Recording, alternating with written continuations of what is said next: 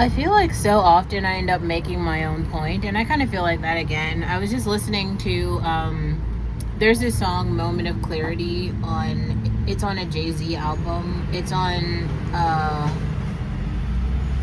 I have a couple libraries because I have a couple Apple accounts. It's on, is it the Blueprint, the Black album? I think it might be on the Black album.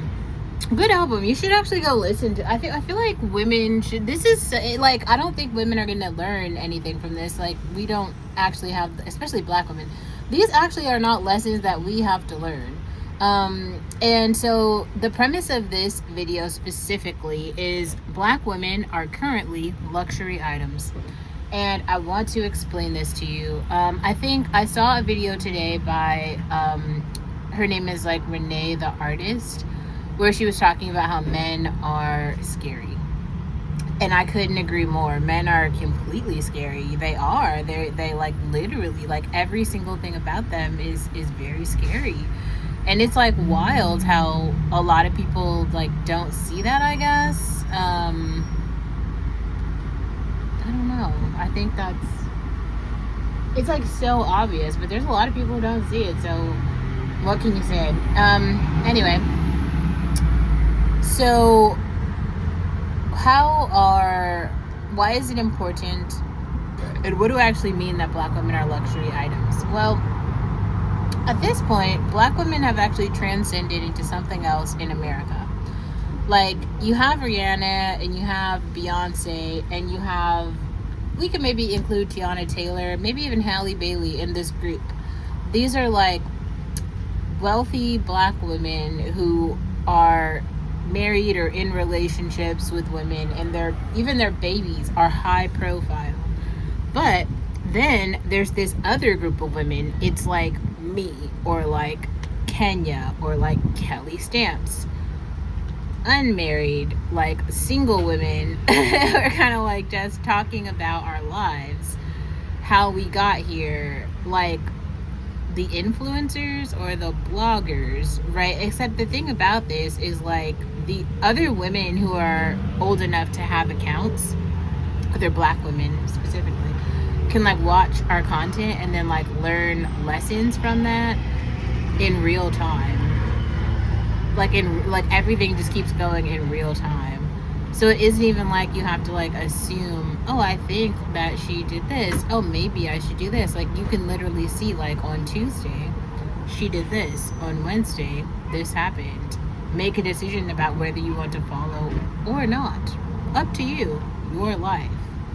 But because of this like iteration speed that's incredibly fast, and the fact that a lot of the people that you're watching have already like not just college educations, but also like corporate life experience, they're well traveled, speak multiple languages, like there's a lot of different life experiences where it puts these sort of conversations between Black women into like a different era. This isn't higher learning or whatever, when we're just trying to see like, oh my god, if only I could make it to college, oh my god, if only I could make it out of the hood or whatever. Some of us never lived in the hood. Some of us like didn't go to the Lead on Me schools or whatever. So like that's not even where we started. We started somewhere different, and we're also somewhere that's like never been categorized before. We don't have characters on television shows unless you're like, I mean, I do feel like Yara Shahidi's character in what is it called, Blackish, Grownish. I do feel like that character is kind of similar to my life in some ways. So I won't say all of that, but I will also say that, so let's keep going with this. So what does that actually mean? Well, because the family structure is so broken in this community, there's actually not even an expectation really by anyone at this point that like Black women are going to like get married and have families. Like, that's not even the expectation for anyone. Statistically, it's like 87% or it's going on like 90% of Black women are unmarried. And so a lot of other Black women who are coming up now see that, and they're like, oh shit, okay, well, let's do something else. Like, maybe this like booktube thing is a thing. Maybe this like single and attached situation is like a thing. And it is. It's not just a thing, it's actually the norm. And the cool thing about that is because there's not even an expectation anymore that we participate in society, the whole stat is ruined. I actually saw a guy today. I refuse to like watch the whole video, but some guy makes a video where he was like, oh my god, black women have all the power, because he was basically talking about female privilege, but he goes on and on. He's saying what I've been saying, like, the men are dating themselves. Like, I'm not saying everybody's gay, but I'm just saying, like, the black women have left, so who else is there? I'm not really sure what the fuck they're doing, but it definitely is not like partnering up and starting families with any black women, because they have like legitimately all left. We're over here, so I don't know. Do you see one? I don't even know what they're doing. They're like following Kai Cenat, whatever the fuck he's doing, and I don't understand that either. So like, we're not a part of that. We're not even remotely affiliated with that. It's just like something else. Hold on, I'm gonna mute.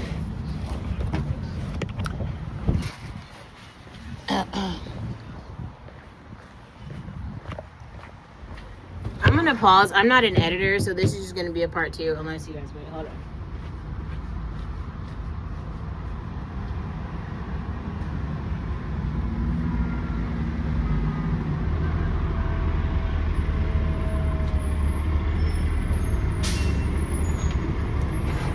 Okay, yeah. So what I was saying, basically, like, there's nobody else.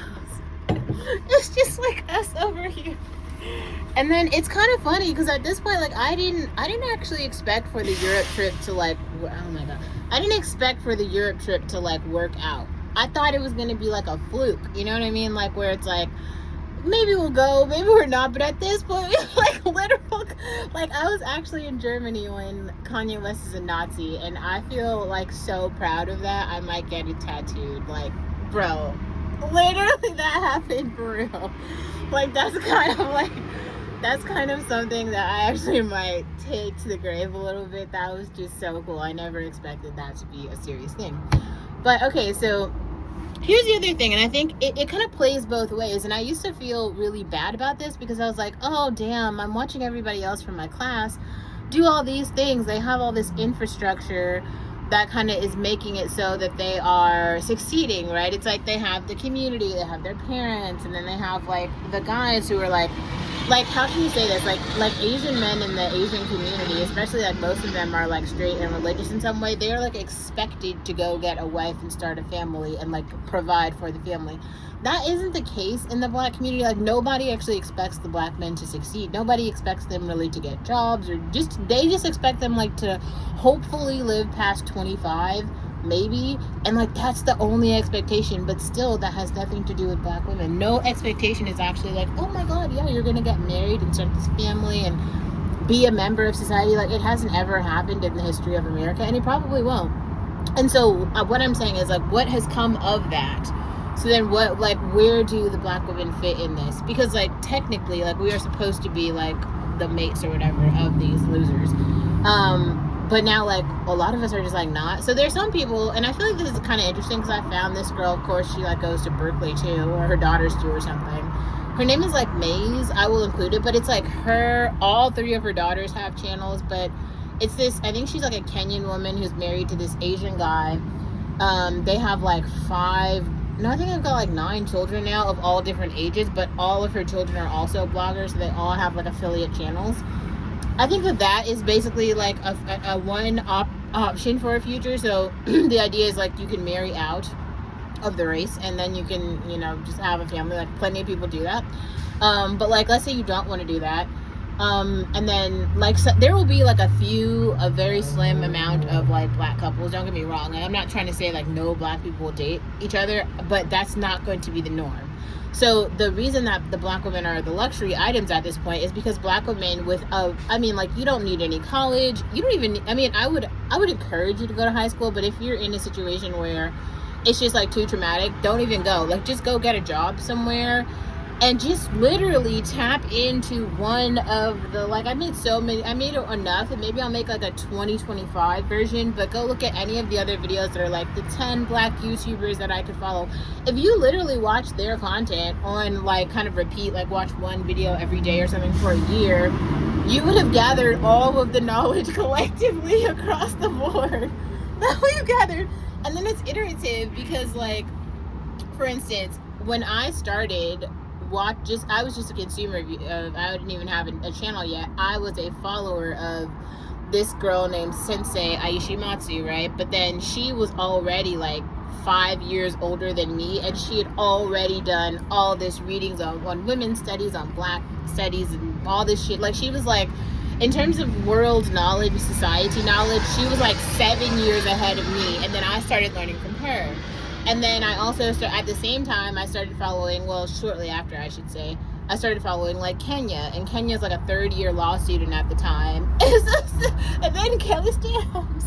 So you're following all those people, and it's like, look at that amount of knowledge. That's where you're starting from. And then I started from there. And if you've been here for 2 years, then you're starting from where I've started, which was like, you know, corporate America, like traveling in Europe, just therapy, and 2 years off. Like, you're starting from there. That is like a 10-year adulting period that's covered between 3 people, and you also still have like all of Issa Rae's content. I'm just saying, like, if this is all there, like I only made like 20 videos unlisted. Everything else is public. You could go watch it right now. I feel like I included so much. I included like videos that I was inspired by at the time, little journal entries. And I wasn't even a good writer at the time, so I didn't write anything. I literally did the entire thing as videos, so you could just watch the videos. That's crazy. Like, you legitimately have a gold mine. Nobody has that. You do, if you're here. So, you know, like, tell your sister or whatever. But, I mean, I think that's what I mean. So, the black women are luxury items because, like, there's no expectation of you except for you. And I kind of wanted to premise this with something else. There's this idea, not an idea, it's actually kind of a really good model. So I don't know if you guys know this, but I'm writing a little bit more about this because this is basically what happened. So the singer Maya, she marries herself. I think that black women should do that too. Like, marry yourself, and so you're literally making this financial commitment to yourself where you're saying, I'm going to provide for myself. I'm going to take care of myself. And so unless something actually does happen that changes things to where someone else comes along and is taking care of you, you're taken, because you are married to yourself. So it's like, it takes out all the questions of like, oh my God, who's it going to be? Like, oh, who is he? There's no him coming. You've already come. You've come. You've saved yourself. Here you are. You know what I mean? That's it. Now you don't have to even question. It's not like that hard to take care of just yourself. It's not that hard. You do have to like do some stuff. Like, even I don't want to go to work when I don't have any money, but like, I mean, I will go, right? You know? Yeah, I don't know. I think it's like very interesting. The other women, on the other hand, have, like, especially the pretty women from other groups, they have a different set of qualifications and like metrics. They're all competing with each other for the men in their group, right? And then they kind of get stacked, right? It's like, okay, so whoever is the best in their group or whatever, then they get the wealthiest, hottest, nicest guy or whatever, and then whoever's lower than that gets this one, and it goes down the line. And then everybody ends up pairing up between whoever is left. That's like how it goes, but it's already by those groups. Like, most people aren't going to differentiate from their groups because tribalism is real. So because that's already happening, even the men in the black community who think they're going to go to another community and like get, all they're taking is the scraps because the lineup is like already set, right? Everybody already paired up based on their stats. So it's not that it's like, it's marriage markets in a sense. If you don't know what I'm talking about, I did another video a while ago on marriage markets. There's a whole book about this, how sort of mating works, blah, blah, blah. But what happens when all of a sudden you have like the whole, it's almost like 90% basically of the black female population is out of that market. Like, they've taken themselves out. Well, maybe not all of them. There's a couple pick niches there. So maybe like 30% are still in. So 70% are like taking themselves out. So like all the things that come with that. So the market for wedding dresses, all the markets for bridal parties and showers, all the markets for, you don't need Bumble or anything. You don't need any dating apps. Like, the apps that you actually need are like, so maybe some marketing apps, but it's actually just YouTube, which where you can just get on and see how or TikTok, where you can get on in real time and see how other people are living and then choose, I do want to live like them. I don't want to live like them. That's it. And then you just get to, you go. Because the same opportunities that I showed you that were available, that Kelly showed you that were available, that Kenya showed you that were available, are actually still available. Think about that. Also, this is really good. I went to Bevmo. It's like some tequila drink. Maybe I shouldn't be having alcohol, but I really don't care. It's actually good. It's like kind of sweet. It's giving good tequila cocktail. I highly recommend. Some kind of interesting things. And if you guys are, oh shit, oh, I forgot about that. If you guys are interested in learning more about my next moves, I have a friend who came back from Thailand and has basically been telling me about how fucking cool Thailand is. So I think I might actually do Thailand next because it's Thailand. Or someplace in Asia where it's like cheap and clean. Cheap and clean is important. Cheap and clean is great. I'm here for cheap and clean. So